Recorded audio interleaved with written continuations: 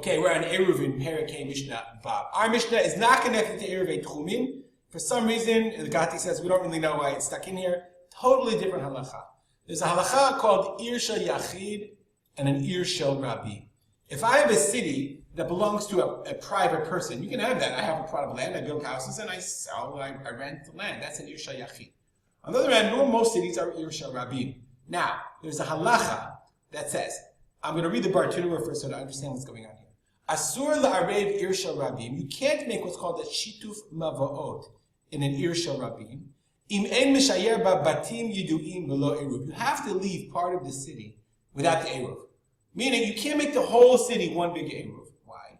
The ahu shiur have a heker, because that shiur, that leaving over, that leaving empty, is a heker, is recognizable. The ta'amah mishum eruv.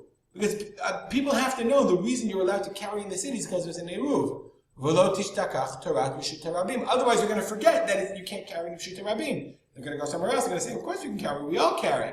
So therefore, there has to be an Ir Shel Rabim, in a city that belongs to more than one person, there has to be some area, we're going to see how big the area is, that isn't counted in the eruv. Those guys can make their own eruv, but they can't carry in the other part of the city. So there has to be some area. On the other end, an Ir Shel Yachid, no matter how big it is, if it's all one big private city belonging to one person, you don't have to have any shiur. So now our Mishnah is going to talk about, with that introduction, our Mishnah is going to talk about, of course, the unusual cases. What happens if it was one and became the other? Says the Mishnah, Ir Shel Yachid. Let's say it was a private city, belonged to one person. V'nasei shel rabim, and they sold out. They went condo. Okay? Then, me'arvin et kula. You can still make the eruv in the whole thing, because originally it was an Ir Shel Yachid, and so therefore, you don't have to leave over. You don't have to have an area that has shiur. But the shel rabim, if it was a shel rabim, remember they had to have shiur. V'nasei shel yachid, and one millionaire, multi-gazillionaire came and he bought out the whole city. Now it's a private city and he's just renting.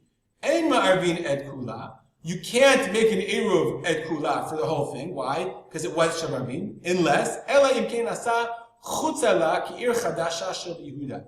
Unless there's an area outside of it, i.e. adjacent to it, that's like the Ir Chadasha in Yehuda. That's like a city called Chadasha in Yehuda.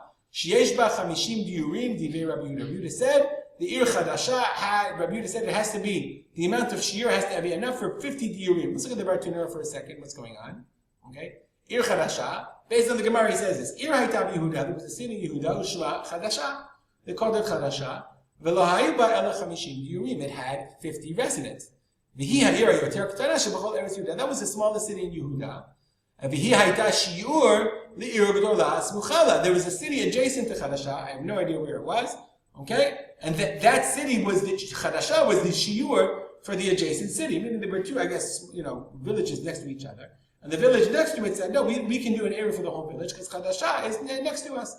And that's enough for the shiur. So it says Rabbi Yehuda, since Chadasha was the shiur for its adjacent city, that's the minimum size of the shiur.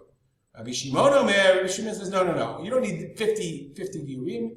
Either shalosh chatzeros shel shnei batim. Remember, each courtyard has a minimum of 2 houses. So as long as you have 3 chatzerot of 2 batim of shiur, that's as much as you need, and nothing bigger than that. The Gemara says, I think, the halacha is, even if you only have one, Rambam says, one chatzer, one house, that's a shiur, any amount, as long as there's one a little shiur of any amount, that's enough. And that you can have an Ir Shel Rabim, that you can do an eruv for the entire rest of the city. We'll stop here. As always, we'll dedicate our learning to the memory of my father, of Simcha Yitzchak Kalman.